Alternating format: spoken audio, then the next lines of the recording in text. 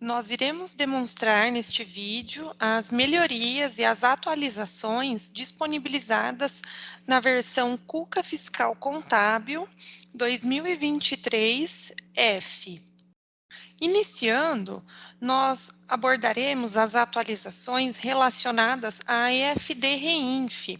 O sistema passou por algumas atualizações em que foram efetuadas algumas melhorias e também algumas atualizações relacionadas à alteração na legislação, né? Especificamente a nota técnica 04 de 2023, que trouxe algumas mudanças no que se refere à questão do envio dos lucros e dividendos para a FDRINF.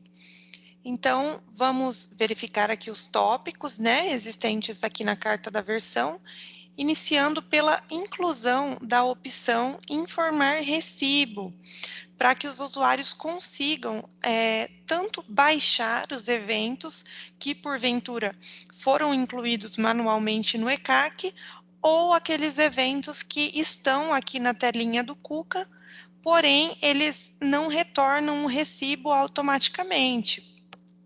Nós identificamos algumas situações em que o evento ele foi enviado pelo Cuca, ele consta no ECAC, já foi recepcionado, entretanto, o retorno do protocolo e do número do recibo, ele não acontece de forma automática.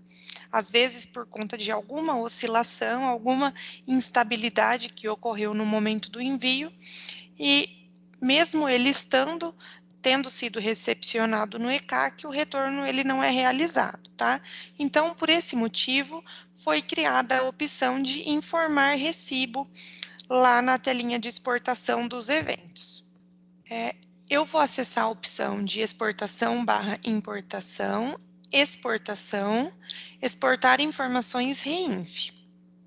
Então, nesse exemplo que eu deixei aqui para demonstrar para vocês, eu tenho um evento que ele ainda está pendente para envio, um 4020, e nós vamos pensar na hipótese de que esse evento já foi entregue pelo ECAC, ele foi digitado, né, manualmente no ECAC.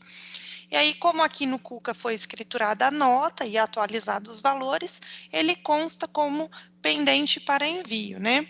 Nesse caso, como que seria feita a baixa dele?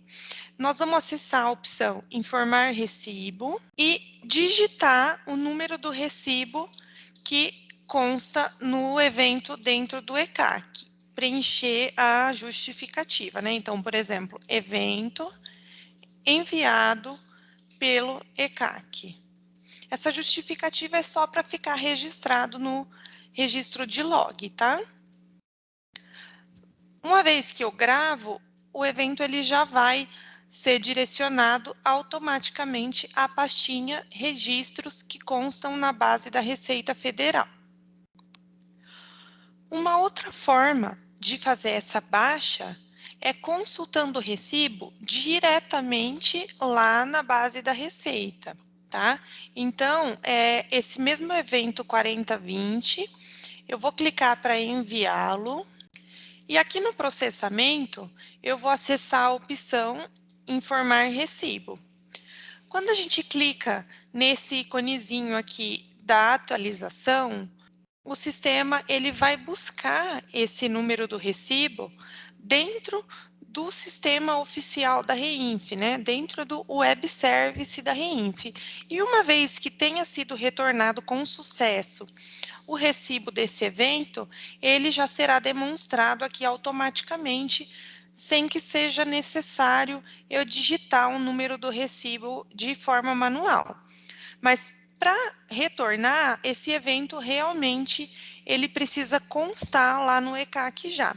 Por isso que eu não utilizei esse recurso no primeiro exemplo que eu demonstrei para vocês, né? Eu digitei o número do recibo fictício manualmente, porque aquele evento que eu simulei da primeira vez, ele ainda não estava lá no ECAC, né, oficialmente, mas nos casos em que o evento ele já está dentro do ECAC, vocês podem utilizar essa opção para buscar o número do recibo lá no ambiente oficial. Então, eu vou clicar aqui no ícone da atualização, e aí a gente pode observar, ó, que ele já atribuiu o número do recibo desse evento de forma automática, tá? Ele faz uma consulta diretamente lá no web service da Reinf e atribui.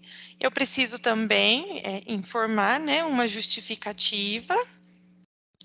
Então, por exemplo, o evento já consta na base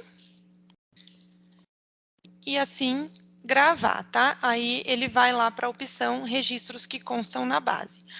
Então, pessoal, existem duas formas de fazer essa baixa, né? Digitando o número do recibo manualmente, lógico que precisa ser feita a consulta lá no ECAC para informar um número de recibo válido, né, que realmente foi gerado com o envio do evento, ou então eu posso utilizar a opção de busca para o sistema buscar lá no ECAC essa informação e atribuir de forma automática. Tá? Então, essa é uma melhoria que foi disponibilizada nessa versão 2023F. O próximo item é o detalhamento dos eventos da série 4000. Então, eu vou acessar aqui a opção de lançamentos, SPED Reinf, pagamentos / créditos efetuados, para dar um exemplo para vocês, tá? O que seria esses detalhamentos? Até então, estavam sendo gerados os campos básicos, né? As informações que são de maior relevância na geração de cada um dos eventos da série 4000. Os eventos adicionais, os campos adicionais, eles ainda não estavam sendo gerados.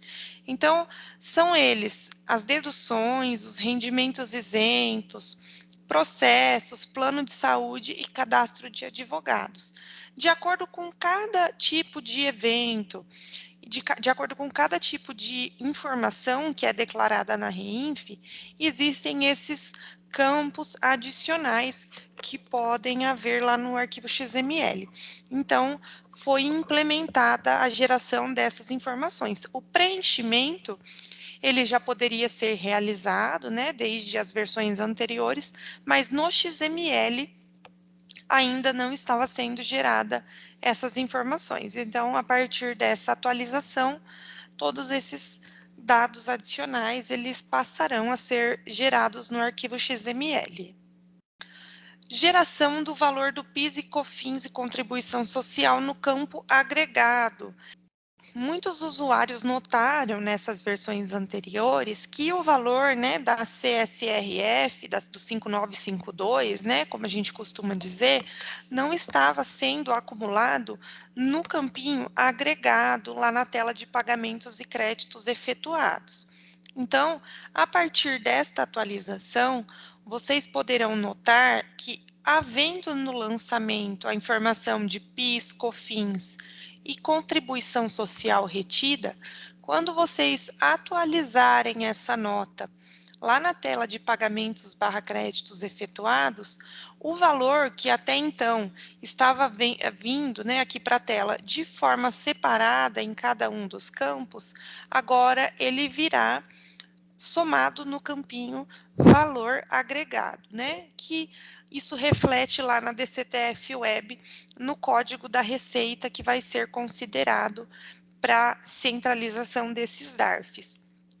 Observando que o recolhimento em si, ele só será feito por meio da DCTF Web a partir da competência janeiro de 2024. Então, esses meses, né, alguns usuários enviaram setembro e outubro com a informação separada, não vai ter reflexo direto no recolhimento, tá? O envio dos eventos da série 4000 em lote. Vocês provavelmente notaram que quando vocês tinham mais de um evento da série 4000, seja ele o 4010 ou o 4020, até mesmo o 4040 e o 4080, que estava retornando um erro, né? O primeiro evento ele era enviado e todos os eventos seguintes retornavam uma pendência, sendo necessário enviá-los um a um. Então, foi corrigida essa situação para que vocês possam selecionar diversos eventos de uma vez e efetuar o envio. Com exceção dos eventos de fechamento, tá? O evento de fechamento, 4099 e o 2099 também, ele deve ser enviado sempre de forma separada, apenas após o retorno do protocolo e do recibo de todos os eventos periódicos, tá? Então, vocês podem selecionar vários eventos simultaneamente, com exceção do 4099, e aí eu vou incluir aqui também o 2099, que deve ser enviado sempre por último, apenas após o retorno dos demais, tá? O próximo item seria a atualização da regra de inclusão dos lucros e dividendos. Então, foi emitida uma nota técnica 4 de 2023, que cria uma exceção no envio dos eventos da REINF, no que se refere à natureza do rendimento 12001. Como já havia sido publicado anteriormente, apenas no caso dos lucros e dividendos, o contribuinte ele pode enviar a informação para a REINF até o segundo mês do fato gerador, né? Então, como a gente utiliza como exemplo sempre esse mês, né, de setembro, o fechamento, o levantamento, né, a distribuição dos lucros e dividendos referente ao terceiro trimestre poderia ser enviado até o dia 16 do 11 e não até o dia 15 do 10, né? No caso 16 do 10, porque no dia 15 também foi feriado.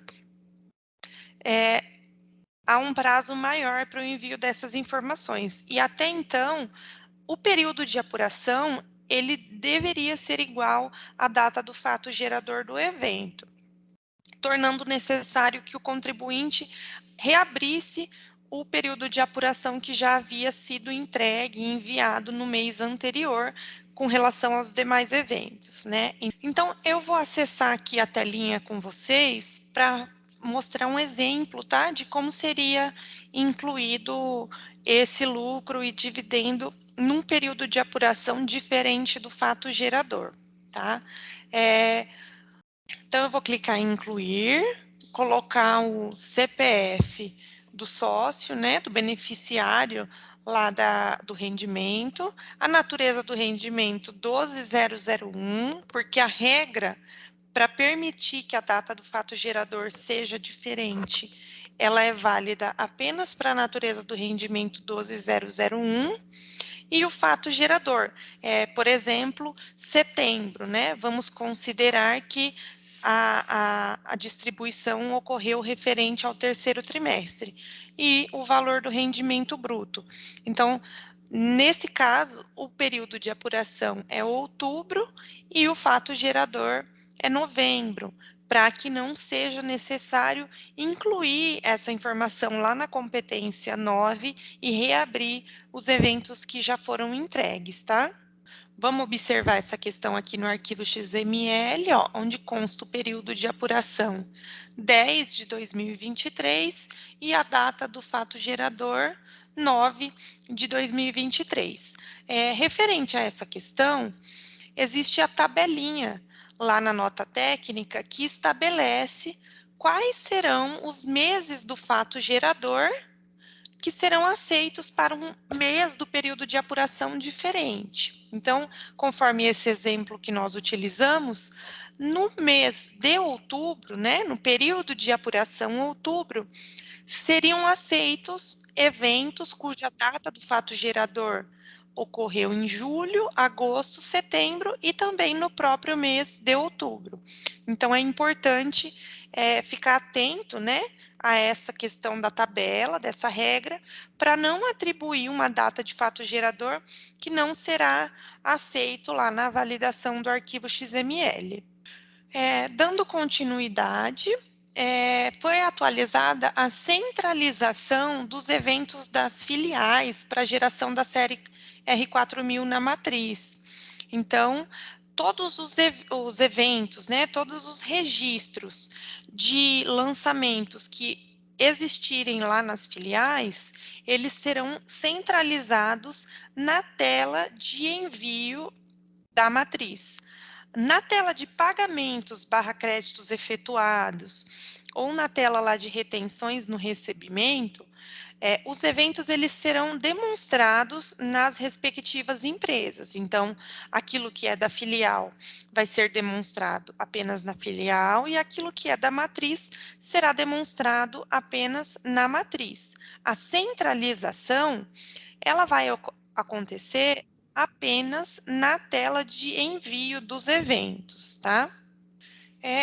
Eu deixei um exemplo aqui para mostrar para vocês de um evento que o beneficiário ele existe exclusivamente na empresa filial.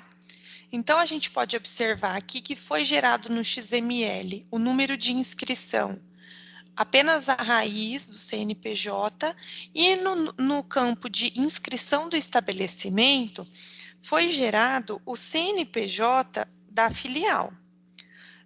Foi gerado o CNPJ da filial porque esse beneficiário em questão, ele existe apenas na filial. Então, todas as situações em que o beneficiário ele existir apenas na filial, nesse campinho aqui de número de inscrição do estabelecimento, será preservado o CNPJ da matriz, da filial, tá? Desculpa. Nos casos em que o mesmo beneficiário ele existe nesse período de apuração também na matriz, este campo ele seria centralizado no CNPJ da matriz. Não existe na organização hierárquica aqui do arquivo a disponibilidade de enviar no mesmo XML o CNPJ da matriz e da filial. Por uma questão de layout, no caso em que o beneficiário ele existe nas duas empresas, tanto na matriz quanto na filial, aqui vai ser gerado somente o CNPJ da matriz, tá? Então, esse exemplo é quando o beneficiário existe apenas na filial. Na hipótese desse beneficiário existir nas duas empresas, nesse campo aqui que eu estou demonstrando, seria preservado o CNPJ da matriz, tá? Nesse sentido, ainda haverá algumas atualizações para os usuários que queiram gerar de forma descentralizada, sempre separado a matriz das filiais, tá? Numa próxima atualização vai ser disponibilizada essa questão. Mas como o layout, né, o manual do contribuinte trata que por opção do usuário pode ser centralizado no CNPJ da matriz, nestes casos a gente já está com a versão atualizada e já pode ser feita a geração centralizada, tá? Uma outra melhoria que ocorreu na atualização da versão, foi criado na tabela de fornecedor e cliente os registros existentes lá no cadastro de sócio. Por que foi criado na tabela de fornecedor e cliente? Porque para incluir manualmente, principalmente no que se refere à distribuição de lucros, esses sócios eles precisam estar cadastrados lá na tabela de fornecedor e cliente, tá? Com a indicaçãozinha de terceiros, né? Uma vez que não é fornecedor e nem cliente. É apenas por uma questão cadastral para que ele possa ser informado lá no registro 4010. Então, foi executada uma atualização para que fosse incluído esses registros automaticamente e aqueles que ainda não haviam incluído o manual, que já possam ser utilizados lá na geração da REINF. Tá ok? Então, finalizadas as atualizações relacionadas à REINF, foram implementadas algumas outras melhorias nesta versão. Então, a importação dos dados cadastrais a partir do CNPJ, Em algumas versões anteriores, a opção de importação dos dados cadastrais ela ficou indisponível por conta de uma alteração que ocorreu lá no site da Receita Federal e aí passou a impossibilitar que os cadastros fossem importados. Então, a partir dessa atualização, nós efetuamos uma melhoria para que essa importação de cadastro ela seja feita por uma API e assim não venha a ficar fora do ar, né? É uma conexão estável pela API, não depende de nenhuma atualização do site, então vocês poderão retornar aí a importação do cadastro, tanto lá no cadastro de empresa, quanto na tabela de fornecedor e cliente. A próxima implementação é a importação da nota fiscal eletrônica de serviço, emitida pelos contribuintes MEI no padrão nacional. Então, foi criado na tela de importação das notas eletrônicas de serviço a opção padrão nacional. Vocês podem selecionar a opção padrão nacional, demais cidades e fazerem a importação de todos os municípios e para todos os contribuintes MEI, né, que estão emitindo a nota fiscal eletrônica nesse novo formato. Por hora, será importada apenas o serviço prestado, tá? Não foi implementada ainda a importação do serviço tomado. A próxima atualização é a geração dos DARFs por meio do Integra Contador. Alguns usuários já tinham notado que na versão anterior havia sido incluído aqui no cadastro da empresa, dados complementares, dois campos relacionados ao Integra Contador. E até alguns questionaram, né? Qual seria a utilidade desses campos. Então, nessa atualização, nós estamos disponibilizando a geração dos DARFs por meio do Integra Contador, que é uma plataforma da Serpro, que possibilita, né, o acesso aos dados por meio desta API. Qual que é a diferença entre os DARFs que a gente já está disponibilizando a impressão pelo Cicalc Web, né? E a impressão pelo Integra Contador? É a estabilidade, né? Nós já nos deparamos com diversas situações, diversos casos, em que o Cicalc Web fica fora do ar, ocorrem atualizações na página, né? Eles implementam os bloqueios do CAPTCHA, e aí vocês acabam ficando sem conseguir a impressão dos DARFs. Então, continua disponível a integração via Cicalc Web pelo site. Entretanto, para os usuários que possuem acesso à plataforma Integra Contador, pode ser feita essa integração. Então, quando houver o preenchimento dos campinhos de Consumer Key e Consumer Secret, que são as credenciais de acesso ao Integra Contador, quando eles estiverem preenchidos aqui no cadastro da empresa, a geração do DARF ela será feita por meio dessa requisição da API do Integra Contador. Quando não houver essas informações cadastradas aqui, o DARF ele continua sendo gerado pelo Cicalc Web pela plataforma antiga, né, que é de acesso ao site, tá? Então, se vocês possuem acesso ao Integra Contador ou possuem interesse, né, em adquirir essa ferramenta, vocês enviam uma mensagem aqui para nós, para que a gente possa orientar melhor vocês com relação a essa questão.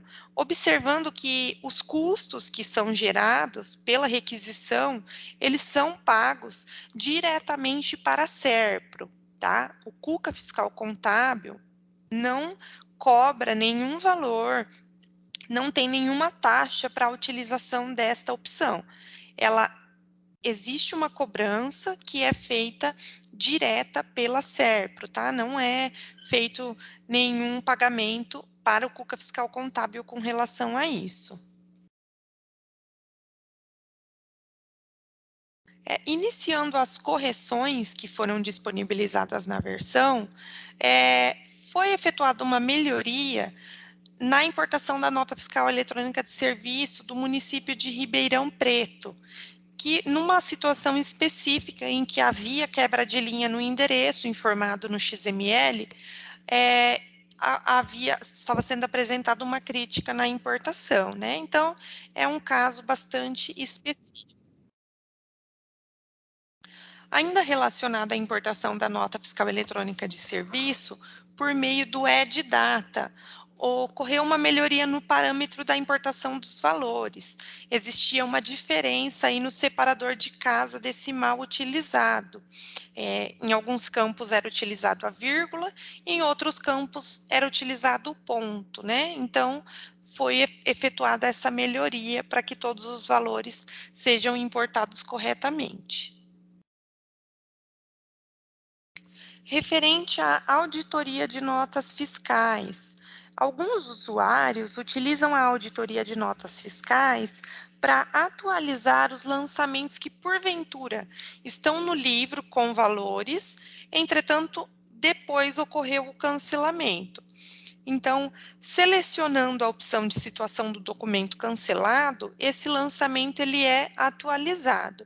E nos casos em que havia parcelas, as parcelas elas não estavam sendo excluídas, tá? Então, a partir desta atualização, uma vez que você atualiza determinado lançamento para a situação do documento cancelado, as parcelas que houverem, elas serão excluídas, tá?